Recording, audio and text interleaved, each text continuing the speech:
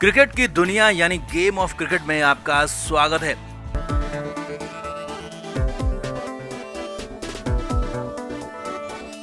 Team India अगले हफ्ते south Africa के दौरे पर जाएगी, जहां 26 दिसंबर यानी कि बॉक्सिंग डे से पहला टेस्ट मैच शुरू होगा।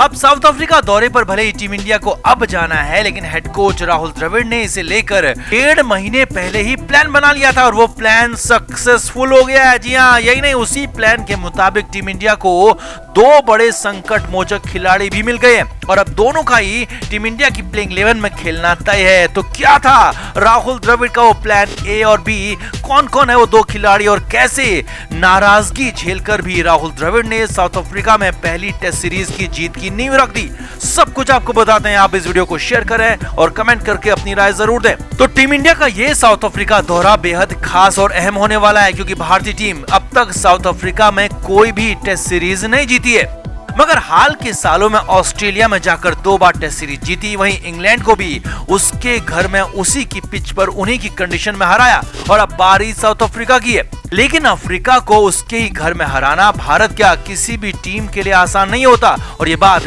टीम इंडिया के नए हेड कोच राहुल द्रविड़ भी अच्छी तरह से जानते हैं। इसीलिए तो राहुल द्रविड़ ने इसके लिए खास प्लान बनाया था, खास तरीके से प्लान को एग्जीक्यूट भी किया गया और बड़ी बात ये रही कि प्लान सक्सेसफुल हो गया है। जी हाँ, प्लान सक्सेसफुल रहा और टीम इंडिया को 2 बड़े संकट मोचक मिले। असल में जब न्यूजीलैंड टेस्ट सीरीज के लिए टीम इंडिया का चयन किया गया तो हनुमा विहारी को टीम में जगह नहीं दी गई। जी हाँ, चौंकाते हुए हनुमा विहारी को टीम से बाहर कर दिया गया था। लेकिन विहारी को जब भी इससे पहले मौका मिला था तो भारत के लिए विहारी ने ठीक ठाक खेल दिखाया था, मगर फिर भी विहारी को बाहर कर दिया गया और इसे लेकर टीम मैनेजमेंट की, कोच राहुल द्रविड़ की खूब आलोचना भी हुई।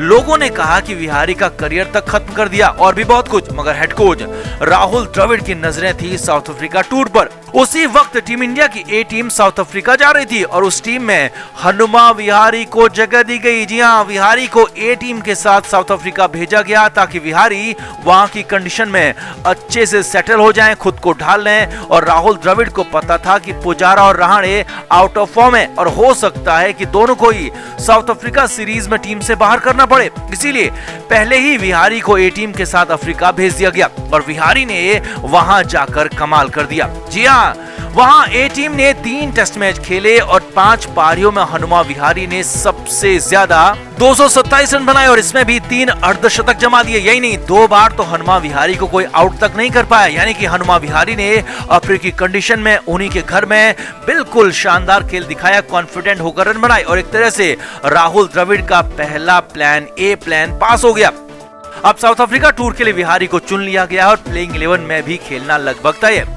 वहीं राहुल द्रविड़ ने अफ्रीका सीरीज के लिए एक दूसरा प्लान या कहें कि प्लान बी भी तैयार किया था और वो प्लान था श्रेयस अय्यर को टीम में शामिल करना। जी हाँ, विहारी को अफ्रीका भेजा गया तो न्यूजीलैंड सीरीज में अय्यर को टीम इंडिया में जगह दी गई और श्रेयस अय्यर ने कानपुर में दबाव वाली कंडीशन में शानदार बैटिंग की। पहली पारी में शतक, दूसरी पारी में अर्धशतक लगाया और खुद की जगह टेस्ट टीम में पक्की कर ली और ये प्लान भी द्रविड़ का पास हो गया, सक्सेसफुल हो गया। अब हालात ये हैं कि हनुमा विहारी और श्रेयस अय्यर के रूप में भारत के पास 2 नए संकट मोचक आ चुके हैं, तैयार हो गए हैं और खराब वक्त में टीम इंडिया के लिए ये रन बनाएंगे, ये तय है। रहाणे और पुजारा की जगह लेने के लिए दोनों ही खिलाड़ी तैयार हैं। अब इन दोनों ही बल्लेबाजों को अफ्रीका सीरीज में मौके मिलेंगे, ये तय है। और अगर ये सफल होते हैं, टीम इंडिया सफल होती है, तो फिर तो इसे राहुल द्रविड़ के सोच की, राहुल द्रविड़ के दूरदर्शी प्लान की, हनुमा विहारी को बाहर करके लोगों की नाराजगी झेलने के प्लान को तारीफ करनी होगी। अब इंतजार अफ्रीका सीरीज का और देखना होगा कि कौन खिलाड़ी वहां पर कैसे रंग दिखाता है। तो आपको क्या लगता है, हनुमा विहारी और श्रेयस अय्यर क्या अफ्रीका दौरे की खोज साबित होंगे या फिर दोनों वहां पर कुछ खास नहीं कर पाएंगे? कमेंट करके जरूर बताएं, वीडियो को शेयर भी करें। तो विराट कोहली को पूरी तरह से लिमिटेड ओवर्स की कप्तानी से हटा दिया गया है। विराट अब सिर्फ टेस्ट टीम के कप्तान है और रोहित शर्मा जबरदस्त तरीके से पावरफुल होकर उभरे। हिटमैन को न सिर्फ वनडे और T20 का फुल टाइम कप्तान बनाया गया है, साथ ही साथ टेस्ट टीम का कप्तान भी रोहित को बनाया गया है, यानी कि रोहित को हर तरह से पावरफुल बनाया गया है। रोहित लंबे समय से कैप्टन इन वेटिंग चल रहे थे और विराट की कप्तानी पर भी सवाल खड़े हो रहे थे। अब विराट का हटना लगभग तय था और रोहित को कप्तानी दी गई, वो ठीक है, लेकिन जिस तरह से विराट को बर्खास्त किया गया, जिस तरह से कोहली से कप्तानी छीनी गई, उस पर कई तरह के सवाल खड़े हो रहे हैं क्योंकि मीटिंग में बहुत कुछ हुआ। आपको उस मीटिंग की पूरी इनसाइड स्टोरी बताते हैं। हमने ही आपको बताया था कि सोमवार को चयनकर्ताओं के साथ विराट कोहली, रोहित शर्मा और राहुल द्रविड़ की मीटिंग हुई, जिसमें कप्तानी को लेकर भी बात हुई और विराट से वनडे की कप्तानी छोड़ने के लिए कहा गया। अब सूत्रों के मुताबिक इनसाइड खबर यह है कि विराट कोहली को कप्तानी छोड़ने के लिए 48 घंटे का अल्टीमेटम दिया गया। जी हां, विराट को कप्तानी छोड़ने के लिए बुधवार शाम तक का समय दिया गया था और विराट से कहा गया था कि खुद ही वनडे की कप्तानी छोड़ने का ऐलान करें ताकि किसी भी तरह का कोई गलत मैसेज ना जाए। अब यहां पर विराट कोहली पर बीसीसीआई डिक्टेट करने की कोशिश कर रहा था और विराट से वो चाहता था जो कि बीसीसीआई की इच्छा थी, लेकिन विराट कोहली कप्तानी नहीं छोड़ने पर अड़े रहे। जी हां, सूत्रों के मुताबिक विराट कोहली ने साफ साफ कहा कि मुझे ऐसी कोई वजह नहीं दिखती जिस वजह से मैं कप्तानी छोड़ूं। मैंने अपनी आखिरी वनडे सीरीज जीती है, मेरी कप्तानी में रिकॉर्ड शानदार है और सिर्फ इसलिए मैं कप्तानी छोड़ दूं कि लिमिटेड ओवर्स में आपको एक कप्तान चाहिए, इस वजह से मैं कप्तानी नहीं छोड़ सकता।